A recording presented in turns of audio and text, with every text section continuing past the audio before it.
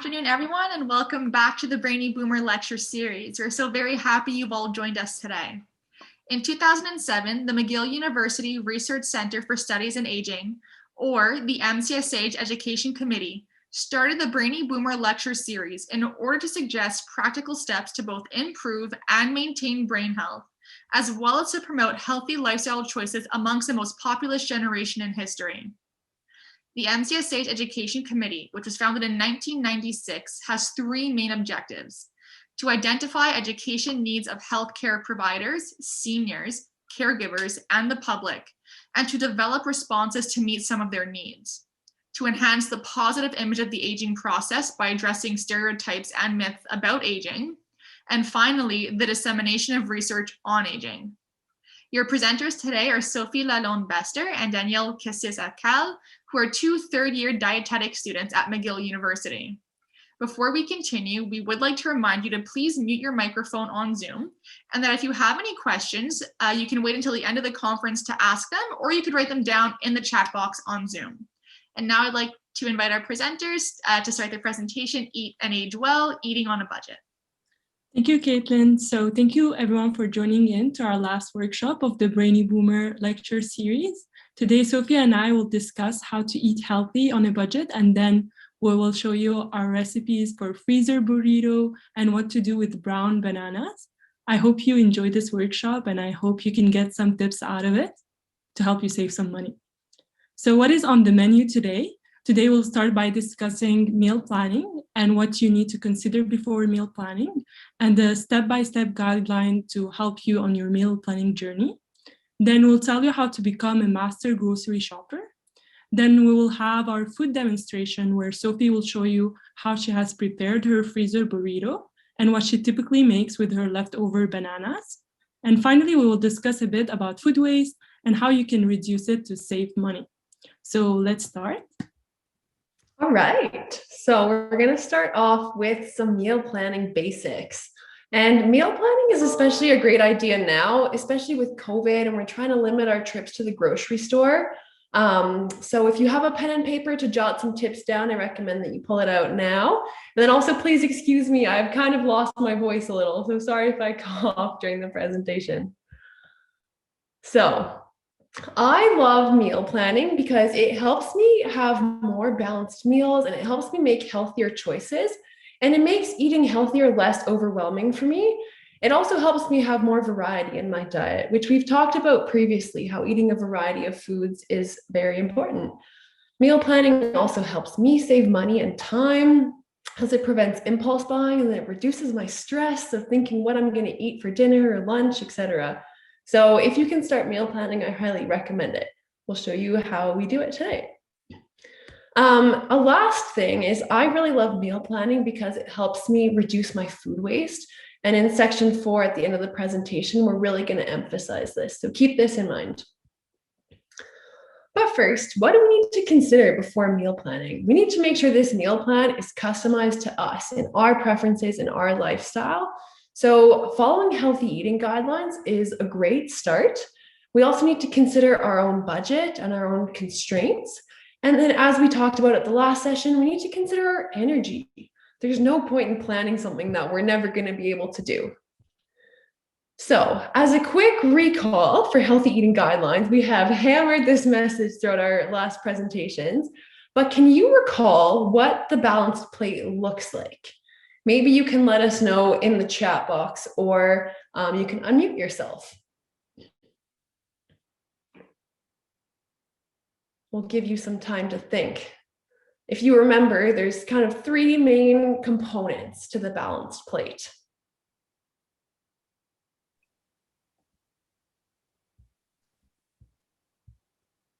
Maybe people are typing, we're thinking hard.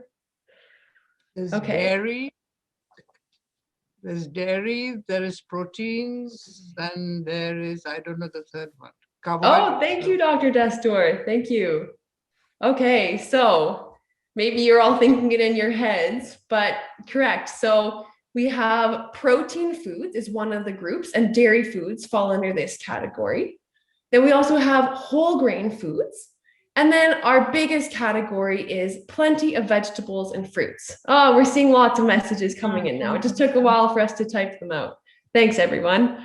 And then some important things to note are that Canada's Food Guide recommends choosing protein foods that come from plants more often. So we've talked about plant-based cooking in some of our previous workshops, and we're also going to show you a recipe for that today as well. And then, as you can see, there's no processed food on this plate, so it's important to limit processed foods as much as we can. The next thing to consider before meal planning is our budget. A great tip is to plan meals according to grocery deals. So Danielle and I compiled some of our favorite apps and websites here. So RB here, this Rebee app, is a great one that has flyers for your grocery store. Same with Flip with 2 Ps. These are 2 great apps you can download on your smartphones to save some money at the grocery store. And then my personal favorite is circulars.ca. It's a website where you punch that in and it's so visual. You can just select your grocery store that you like to shop at, and the weekly flyer will just pop up on the internet. And so it's really fun to shop according to flyers, because then you can often pick ingredients that you might not necessarily cook with otherwise and save some money. I also really love to incorporate seasonal ingredients as much as possible. So this image on the right here is Équitable's Quebec seasonal produce calendar. So this is specific to Quebec. And each month they check off which produce is in season. And starting in May, which is next week, asparagus and lettuce are going to start to be in season. So you can try to incorporate those into your cooking as much as you can. Shopping at farmers markets, community gardens, and food co-ops is a great way to find seasonal ingredients. They may be a little bit more expensive, but then you're supporting the local economy and our local farmers, which is so important right now as we're trying to build back our economy. So that's something that you can consider. So keeping in mind seasonal produce, can you share your favorite recipe using beets? Beets are in season in Quebec right now. You can either use the chat box or unmute yourself. I'll start us off while you maybe think of your recipes or type them out. One of my favorite things to do with beets is chop them up really thinly into like coins. And then I like to drizzle them with a little bit of olive oil and black pepper, and then roast them in the oven to kind of make beet chips. They get nice and crispy and delicious. So that's one thing I like to do. Oh, and Marlon is saying pickled beets. We're getting some borscht soup. Oh my gosh, okay. Oh, and Donna likes to use the greens of the beet, and that's such a great way to reduce food waste as well. Pickling beets seems to be pretty popular. Thanks everyone for your recipes. So yeah, we encourage you to cook with beets right now as they're in season. And then the last thing to consider when you're preparing your meal plan is, of course, your energy. And we talked about this a lot last time, but remember that try to cook and prepare your meals on days where you have high energy. So on days where you're low energy, you can eat your leftovers or cook with fewer ingredients. So thank you, Sophie, for explaining what to consider before meal planning. Now I'll tell you about the 6 steps to meal planning to become a meal planning expert.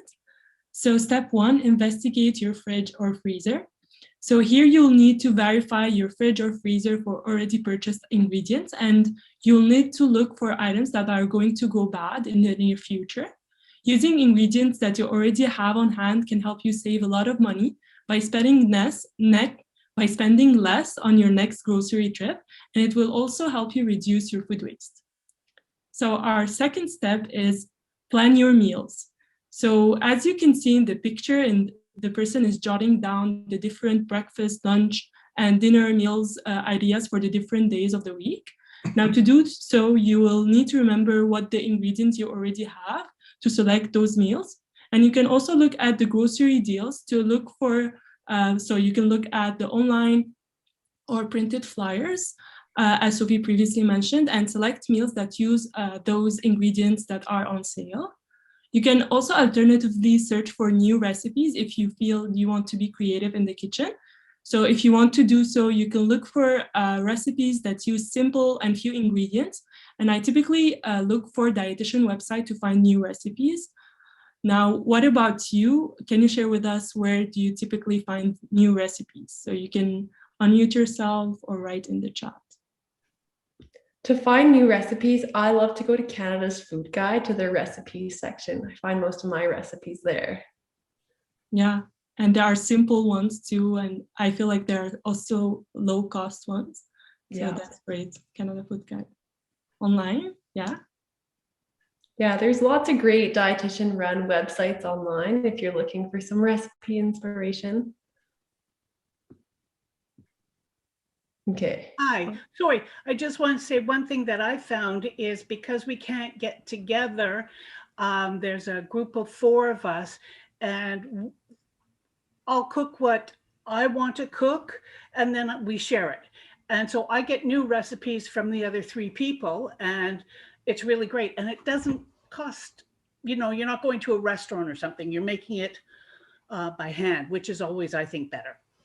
Joan, that is such a great idea. And that's eating foods that you wouldn't normally cook yourself too. So you get to try a whole bunch of new things.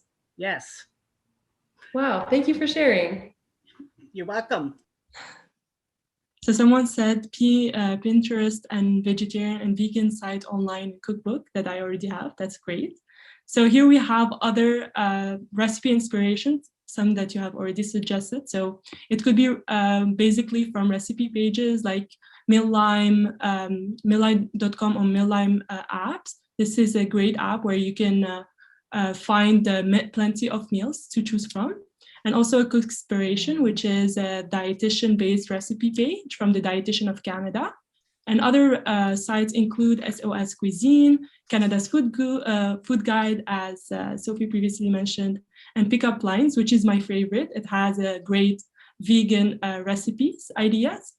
And finally, if you're overwhelmed with technology, there are, of course, many other resources like recipe books, recipe magazines, and family and friends recommendation. Now, step 3 is to do inventory. So here you'll need to compare what you already have in the fridge, freezer, and pantry with what you need. And you need to note down those ingredients that you need them. And in that step 2, you'll also need to check your pantry for staple ingredients and decide if you no longer have that ingredient, or if you have maybe a little bit of it and it's already on sale, maybe you can consider buying some in your next grocery trip. And here are some of the staple ingredients that we have thought of. You might have others in mind, and we have already discussed this previously, so I'm not going to go in details about that. Now, here we have an activity for you. What recipe can you make out of those staple ingredients?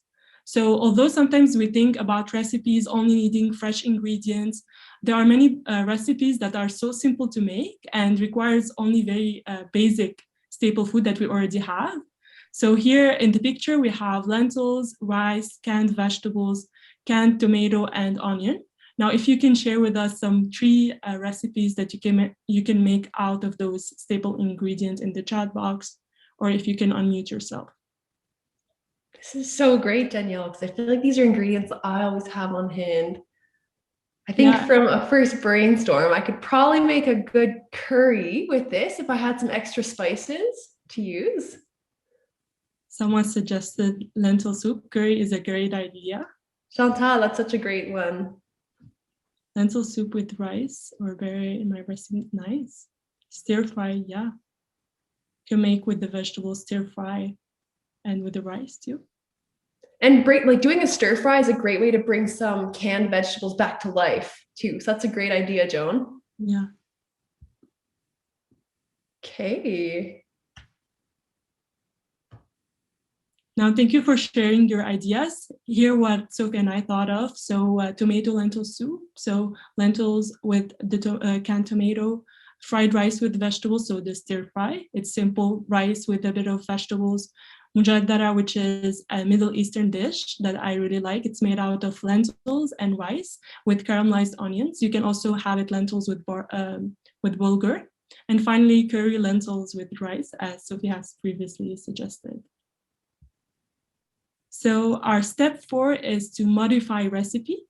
So the first thing here, we need to use ingredient that can be used in multiple dishes. So if you're planning to buy some discounted kind of cheese, try to use this cheese through many dishes throughout the week to prevent wasting. So this could include omitting or substituting a special ingredient that are used in small quantities and would not be useful for other dishes. So if a recipe calls for a certain kind of herb, certain kind of sauce or vegetable, try to either omit that ingredient or try to find a substitute. And we'll talk more about how to find a substitute ingredient in later slides. But now, for now, a simple way to find substitute is by Google search or also by practice. And another tip is to consider using dried spices and herbs instead of fresh. So I find fresh herbs a bit expensive and they typically go bad before I have the chance to use them. So using dried spices and herbs instead would help you achieve the flavor while not wasting money and food. So another tip is to replace ingredient with lower cost alternative or on sale options. So this includes buying ingredients in their whole form rather than cut. So buying a whole block of cheese rather than shredded cheese, or even whole vegetables rather than cut and packaged vegetables. And also choosing less expensive cuts of meat. So that would be chicken thigh rather than chicken breast. And also other lower cost meat options include ground meat, stew meat, and turkey meat. And also by choosing less expensive vegetables and fruits. So choose seasonal fruits and vegetables. And for the month of April, those are the seasonal fruits and vegetables that are available in Quebec. And as you might have already know, root vegetables like onions, beets, carrots tend to be less expensive. And also choose less expensive vegetables and fruits by choosing frozen and canned fruits and vegetables whenever that fruit and vegetable is not in season. So for instance, I eat berries all year long, but in the winter, they tend to be a bit expensive. So I tend to choose the frozen berries in the winter.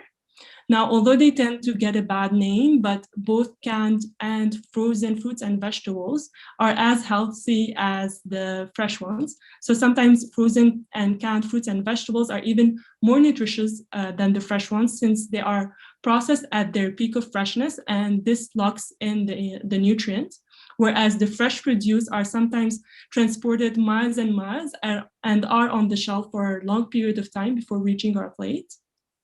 Now, how can we include more frozen and canned fruits and vegetables is by simply choosing one with no added sugar, salt, or fat, and try to rinse canned vegetables to remove the salt and try to drain the canned fruit to remove the syrup.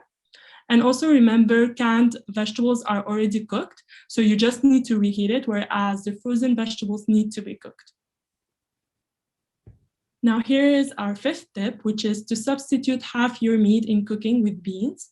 So we have already talked about this before. Beans are a good source of protein and fiber, and they are low in fat compared to meat. In addition to being nutritious, beans are also tend to be cheaper than meat. So substituting half your meat with beans can help you save money and also make your meals more wholesome.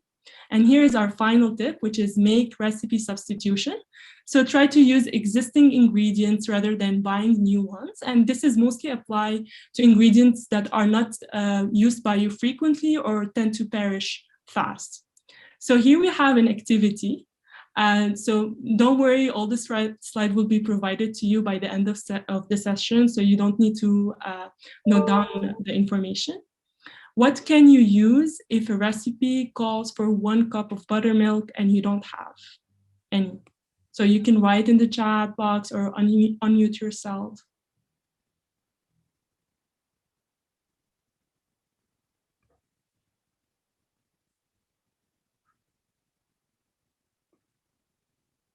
Everyone's thinking hard. Yes. Milk with 1 teaspoon of vinegar, add vinegar to milk. That's great. You guys got it. Yes, so here we have either have 1 tablespoon of lemon juice or vinegar with the milk to make the 1 cup. Perfect, everyone is having the same response. Or have a cup of yogurt. I have not tried the cup of yogurt, but maybe someone could try. Now, what can you substitute for 1 cup of breadcrumbs? I'll get us started while people are thinking for this one. But what I like to do is when my bread's getting a little bit stale or a little bit old, I like to pop it in the toaster to dry it, and then I just blend it up to make fresh breadcrumbs. That's a very good idea. I didn't think about this. Soda cracker, oatmeal, cornflakes. Yes, yes. Good ideas, everyone. I like. So here you can use the cracker crumbs or ground oats, and other options could be cornflakes for a sweeter substitute, pretzels, and even nuts and seeds, like we have said last time. Now, what can you substitute for 1 tablespoon of fresh herbs? I think this one's pretty straightforward. Yes.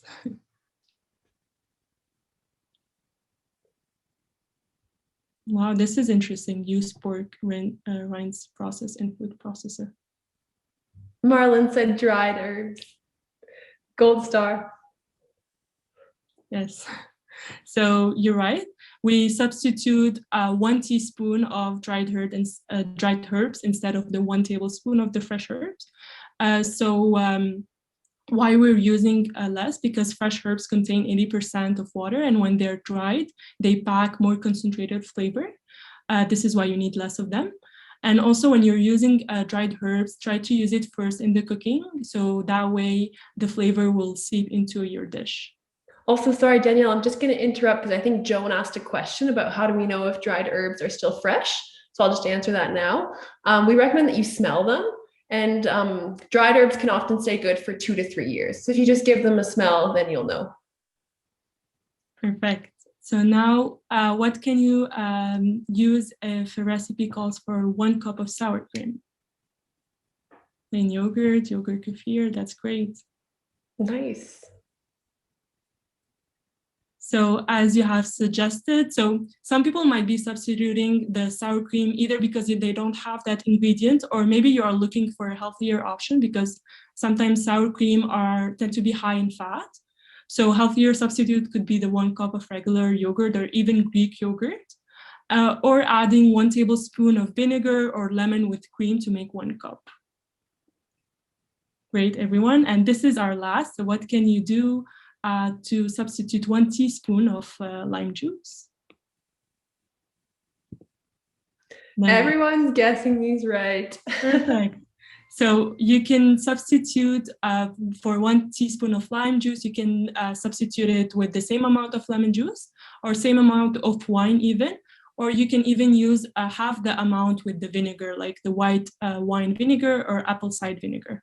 And you can also use the bottled lime or lemon juice as well. You don't necessarily need fresh. Yeah, exactly.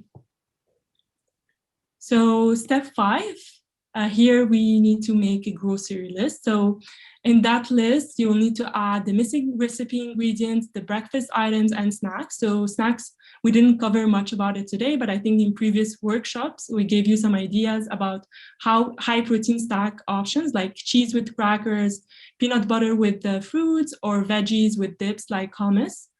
And also on that list, you will need to add other missing pantry staples, so items that you need and are on sale.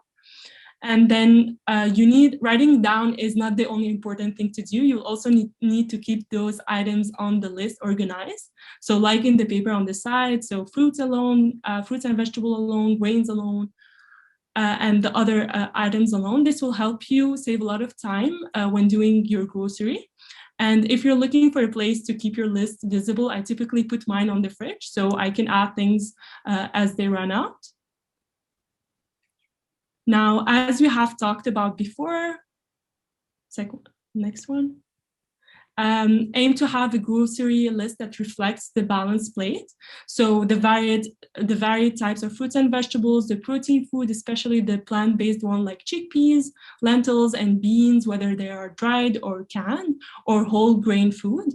And also aim to have the quantity of each of the food group on your list should reflect the proportion on the balanced plate. So half of the item on your list should be the fruits and vegetables, and 1/4 should be from protein food, and the other 1/4 from grain food.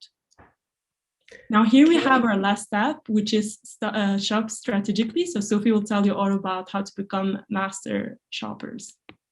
So we've gone through all 5 steps, And now we're actually at the grocery store online and we're about to do our grocery shopping. So how can we do this strategically, especially if we're in person and we're trying to limit the amount of time we're spending in the grocery store? Let's go through this. So as you all know, there are many options now for shopping and doing your groceries.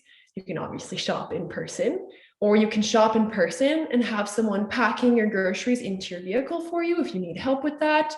You can also order online and physically pick up your groceries at the grocery store. You can also order online and have them delivered to your doorstep, or you can order on your grocery store's own smartphone app. So out of curiosity, have you tried online grocery shopping or using an app? Maybe let us know how you like to grocery shop in the chat box, or you can unmute yourself. I know I tried online grocery shopping once just to see how it would go. And it was actually so straightforward. I just punched in everything I wanted and then it was delivered to my door. Oh, okay, we're seeing lots of different answers. So some people are saying, yes, they only do it. Some people haven't. Someone shops from loofah farms and flash food. Okay, so it seems like we have a variety of grocery shopping styles in this group. That's really exciting. If you are trying to limit your exposure to COVID-19 or grocery shop less, we recommend shopping online or from loofah farms, as people are mentioning. So thanks for sharing, everyone. So no matter which way that you grocery shop, it's important to stick to your list. So we've talked about our meal plans. We have our meal plan, and try to only buy what you have planned for. Having your meal plan will help you shop less. So we recommend aiming to shop once per week or less. And then one thing that gets me is it's so important to eat before shopping so that I'm not starving at the grocery store, because then it reduces the likelihood of me impulse buying and ending up like the guy on the right here. Another tip is to compare unit prices to save some money. So if you look at this example here of jasmine rice, this 5 kilogram bag is a lot more expensive at face value. However, if we look at the unit price, it's only 26 cents per 100 grams. Oops, sorry, I skipped. Versus 40 cents for the other one. So if you're planning to eat a lot of jasmine rice, you're able to finish that big bag, you can save some money by buying in bulk. So then this brings us to tip number 4. When you're able to, or when it's something that you know you're not going to waste, buy ingredients in larger quantities, especially when they are on sale. And I like to shop from the marked down rack. This helps me reduce food waste at the grocery store and save some money as well. This marked down rack often contains produce that's a little bit imperfect or a little bit bruised, or some meats that are close to their best before date, and other things. If you are buying from the marked down rack, I recommend that you eat those foods as soon as you can, or that you pop them in the freezer to extend their life. And then some foods that I like to buy in bulk are dry goods. Like I know I'm going to eat a whole bunch of oatmeal, so I have no problem buying in bulk.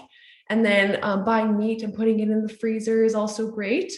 And then I also like to buy other grains in bulk, like bulgur wheat, for example, and cook it and then freeze my bulgur wheat in baggies like this in about 2-cup batches.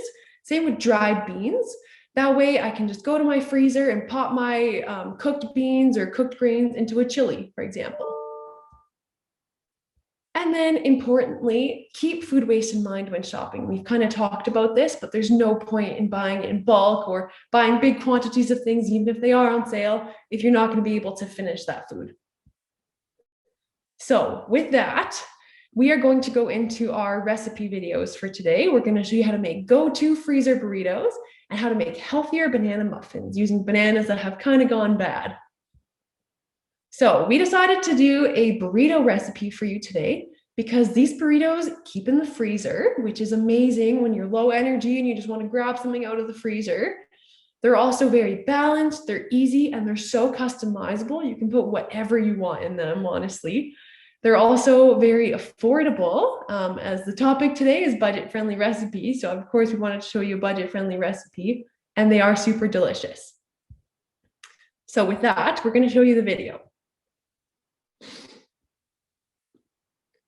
And I'm just going to add, you have received the recipe from Caitlin, or you will later as well. So for mine, I chose veggies that were going a little bit bad or were a little bit wilted. So my peppers have a little wrinkles, and they were kind of sitting in my fridge. So I figured it'd be a great time to use them. And then the kale that I had was also kind of looking sad and wilted. So, and then I also had a zucchini and an onion to use. These are the veggies that I used in my burritos. I fry panned mine. But you could also definitely do a big batch of roasted vegetables to extend the life of your vegetables that are getting sad in your fridge. So really any method of cooking for the veggies in your burritos is totally fine. That's such a great way to use your old vegetables. Oh yeah, any vegetable works in this. So just tossing anything that is going a little bit bad. So this is what mine looked like after 8 to 10 minutes, just enough for the water to evaporate. And then I just set my vegetables aside on a big plate just to cool while I prepared the rest. Now for my protein source in my burritos, I chose black beans, but you could use chicken or ground beef, or if you're trying to make a breakfast burrito, scrambled eggs works as well. So I just put these in the same frying pan, no need to wash it because everything's getting mixed up together anyways. So I just put my beans into the fry pan. I used no sodium black beans as well. And then I put some chili powder and some cumin in there just to add a little Mexican flavor.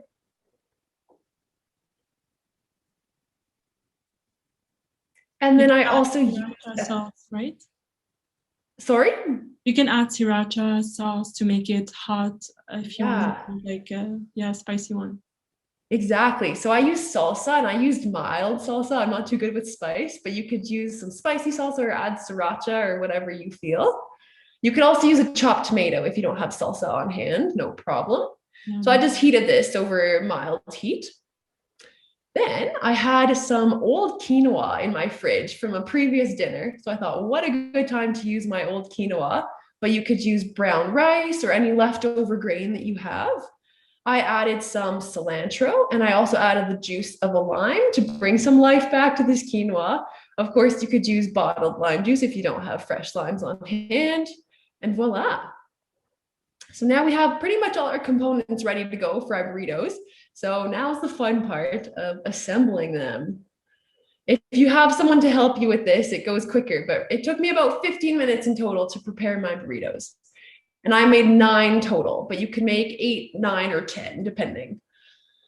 So I didn't measure anything, but I just put some of my quinoa, my vegetables, my beans, and then I also had some cheese.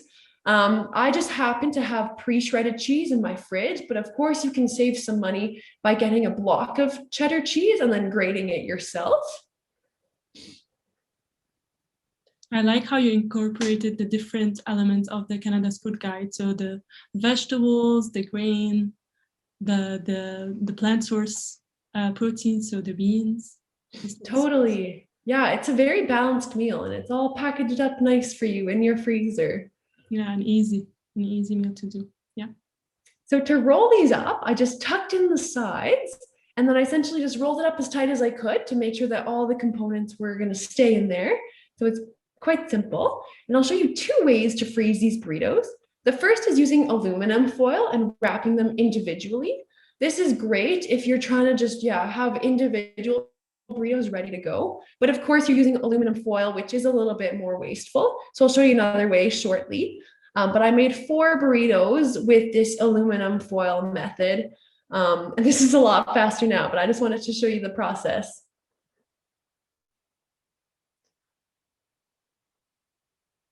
So now we have, oh, not yet. There's one more, sorry.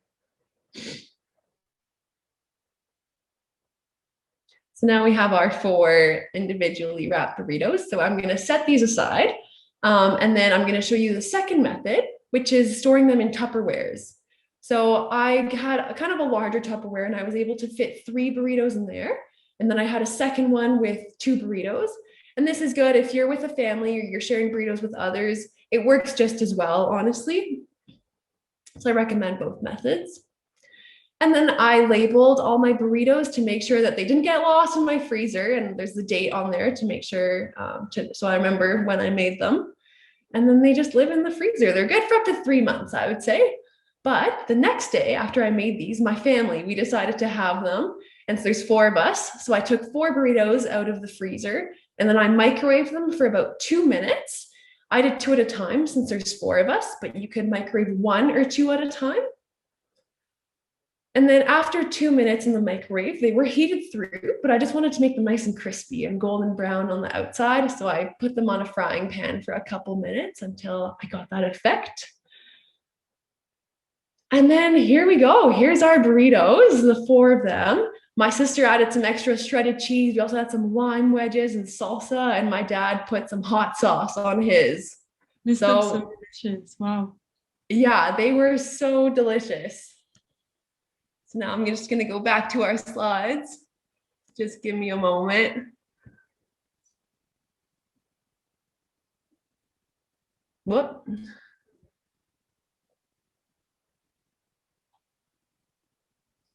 Okay, so I really love this recipe because it really does fit Canada's food guide. Even though all the ingredients are wrapped up, you can tell we have plenty of vegetables and fruits. We also have a healthy protein source from black beans or whatever meat that you decide to use. And we also are using whole grains by using a whole wheat tortilla and having some quinoa or brown rice in there. If we turn our attention to the nutrition facts table, 1 burrito has 16 grams of fiber, which is amazing. That's a ton of fiber. And then 1 burrito also has 19 grams of protein, which is a great amount of protein for a meal. Unfortunately, this recipe did have a little bit, 26% of our daily value of sodium, which is a little bit high. I think this is from the salsa that I use. You could use a sodium-free salsa or just check the label for your burritos. I think those were my hidden sources of sodium in here. But then also there's a ton of calcium in this burrito, which takes us back to our osteoporosis lecture. So this is a really great balanced meal. And since this is a budget talk, 1 burrito cost me $2.50, which is a lot more affordable than the grocery store burritos, which often retail for about $4 each. And they're also smaller, so you get less of a meal for that amount of money. So what did you think of this recipe? Is this something that you would try? Maybe you haven't eaten too much Mexican food, but is this something that interests you? You can let us know in the chat box or unmute yourself. And we welcome criticism too. Anne says it looks easy and flexible and delicious. That is true, Anne. I have really been enjoying my burritos. Okay, thanks for your positive feedback, everyone. And really, you're going to get the recipe for this, but honestly, it's so customizable. You can put whatever you like in them. Okay, so we're going to switch gears, and we're now going to talk about our muffins. So we've talked about healthy baking swaps a little bit, so I'm not going to talk about this for too much. But these are 5 healthy baking swaps that I did when I made these muffins and created this recipe. So a great idea is to replace half the oil in your baking with plain yogurt or applesauce. So I used plain yogurt in this recipe. I also didn't use butter. I used vegetable oil. I also replaced half of my flour with whole wheat flour for some extra whole grains.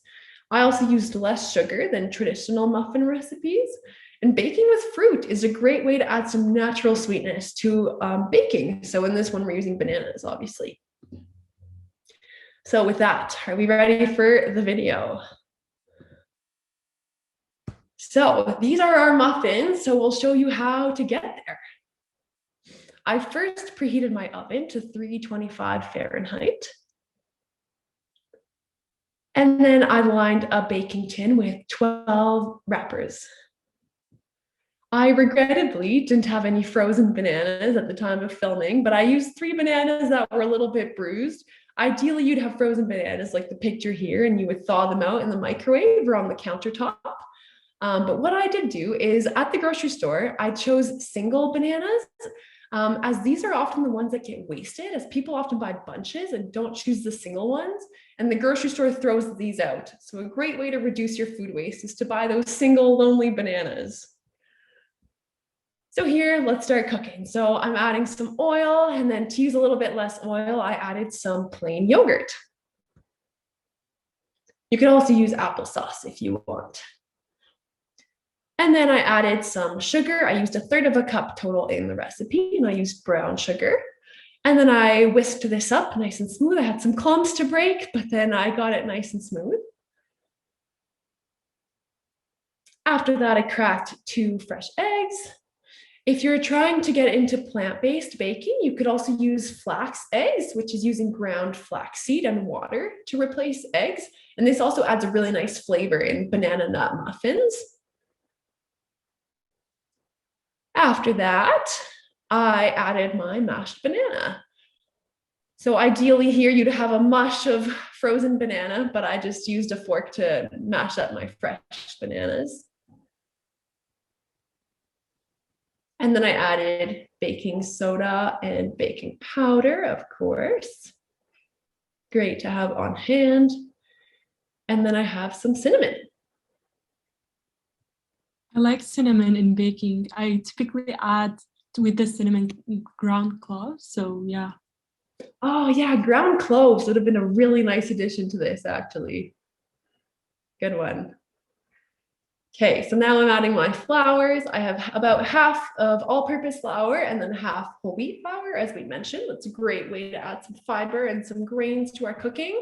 And I find that in banana muffins, it also adds a really nice flavor, kind of an earthiness, and it's great in this recipe especially. So I mixed this up until all the flour was coated by the liquid. This recipe is also great because it's just one bowl as well. You're not doing a whole bunch of dishes. So then I added pecans and chocolate chips because I love chocolate, but you could use whatever add-ins you like dates or candied ginger even. And then this recipe makes 12 muffins. I know that's a lot of muffins, and these actually keep in the freezer very well, or in the fridge as well. Just when you're taking them out of the fridge or freezer, just microwave them for a little bit because then they get nice and warm and delicious again. So I just put these in the oven for 25 minutes. And then at the end, I checked them with a toothpick to make sure they were done, came out clean. And then I cooled them on a wire rack. And then I cracked into one. This is my sister actually. And it was so moist and fluffy in the inside. So this is a great recipe. It looks delicious. Yeah. So, okay, give me a second here. I'm just going to bring our slides back.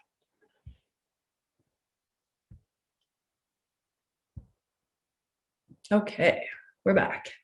Whoops. Sorry, I'm stuck. So I love this recipe because we know exactly what goes into this. I love homemade baking because there's no hidden additives or preservatives to worry about. Each muffin has 3 grams of fiber, has some healthy fats from the vegetable oil, and also some natural sweetness from the banana. Versus store-bought muffins, which are often high in saturated fat and sugar and low in fiber. And then store-bought muffins are also a lot more expensive. They come out to about $1.25 per muffin versus our homemade ones, which are 40 cents. Also, when you pop them in the freezer, they can last forever.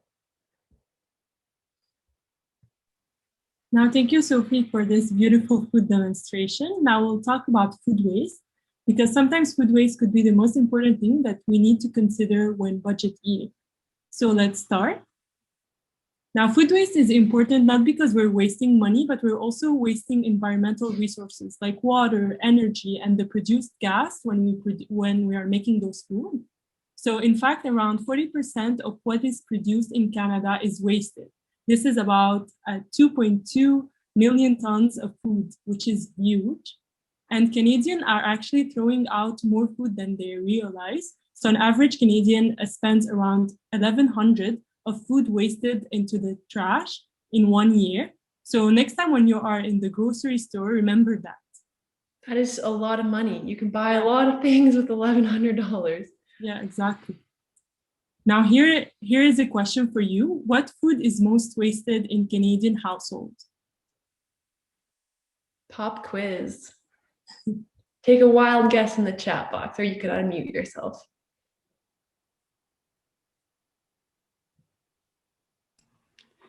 Hi. I would say probably vegetables. Yes. Yeah, great guess, Joan, because all that fresh produce is the most quick to go bad. I don't know why it can't stay longer than about 2 days, because you buy it but you don't want to eat lettuce for 3 days in a row. But you really almost have to make sure you eat it and not waste the money. Yeah, that's true. There's also some ways that you can keep your vegetables a little more fresh in the fridge, like putting them in a little bit of water, like especially the lettuce. But yeah, no, I totally agree.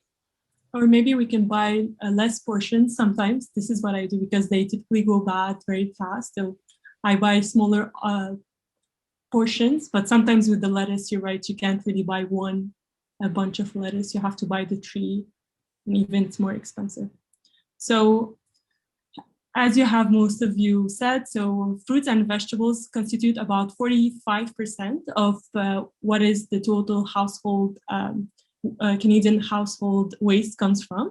So this is unfortunate because fruits and vegetables are good for us and they're not cheap to buy. And this is why we have showed you what to do with the leftover vegetables in the freezer burritos, like Sophie have showed you, and also what to do with the leftover bananas, which typically goes bad very fast. And another way that you can use also leftover bananas is banana bread. I think most of us does the banana bread, so yeah. Now, what are other things that you can do? So we'll go through each one individually. So you can keep it fresh, organize your fridge, use it up, and 2-in-1 recipes. So first one, keep it fresh. So you need to ensure that your food is fresh by ensuring to keep your fridge cool. So make sure that your fridge is on the correct temperature, so below 4 degrees. That way you will what you will buy can last in your fridge. The second thing is keep it clear. Able to see what is in the container to keep track of what you have. And third thing is first things first out. So this is especially important if you have bought the same item that you already have on hand because it was on sale, for example. So have all things in the front of your fridge, freezer, and pantry, and keep the new food in the bag. This way you can use the older item first before it goes bad. And then keep it out of the fridge door. So typically the door of the fridge has the highest temperature and even the warmest. So keep non-perishable food non-perishable food in there. So like sauces, condiment, and don't try to store eggs in the door of fridge.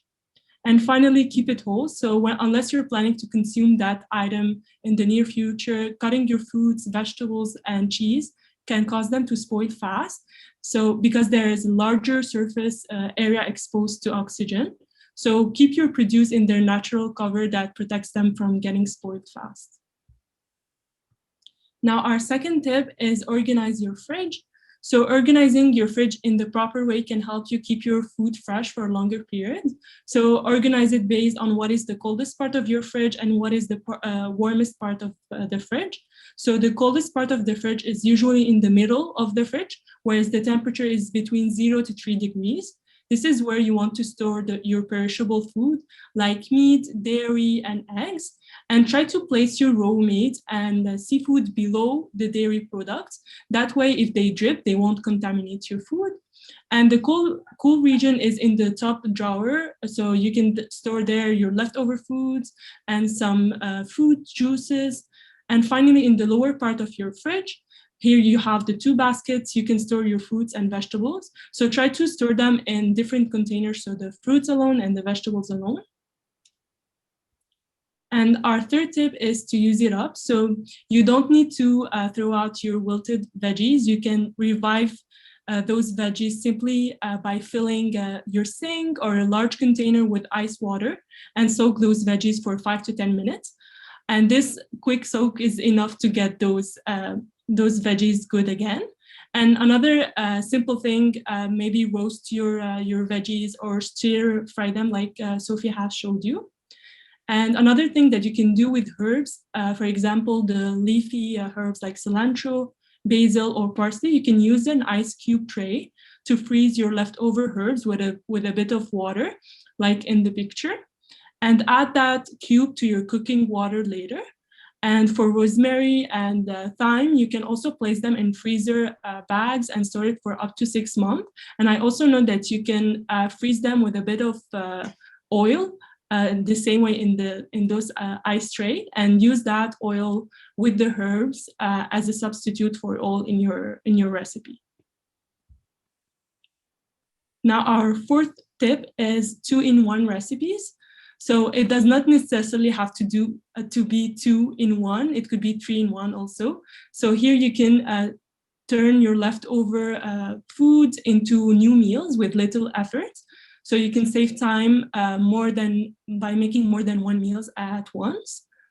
So as you saw last time, we have turned our leftover chicken into 2 different recipes. So the chicken salad and the chicken red lentil soup. Here we have other recipes idea for you to use. And also you'll find the link for those recipes in the resources that we will provide. So the Guelph Family Health Study. So don't worry about it. So the first recipe is lemon butter garlic fish, where with the leftover vegetables from that recipe, you can use to do lemon butter, asparagus, and cauliflower soup. And another recipe idea is roasted chicken with red peppers. So with the leftover chicken, you can make a sandwich. And with the leftover red peppers, you can do a red pepper spread. And finally, a sausage and cabbage skillet, where with the leftover sausage, you can make a sausage frittata with sweet potatoes, or alternatively, you can use the white potatoes that you have that have started to grow sprouts in your cupboard. So now let's summarize what we have learned today. So we started by discussing what you will need to consider before meal planning. So your budget, the level of your energy, and healthy eating habits. And then we discussed our step-to-step approach to meal planning. So this includes investigating your fridge, jotting down your meals for the week, and modifying recipes to make your meals cost less. And then we talked about shopping strategically, where Sophie told you about all you can do at the grocery store to save some money. And then we had our food demonstration of the easy freezer burritos and the banana muffin. And then finally, we have discussed some food waste, where we have talked how to save your food from getting spoiled, and some easy ways to use your leftover ingredients and leftover meals. So here we have some of the resources for you. You will find those resources at the end of the recipe documents. So Dietitian of Canada website has some tips and recipes for you and for meal planning. The Guelph Family Health Study, where you'll find the 2-in-1 recipes and some more tips on food waste. The Canada's Food Guide, the Fight Bag, as always, for tips.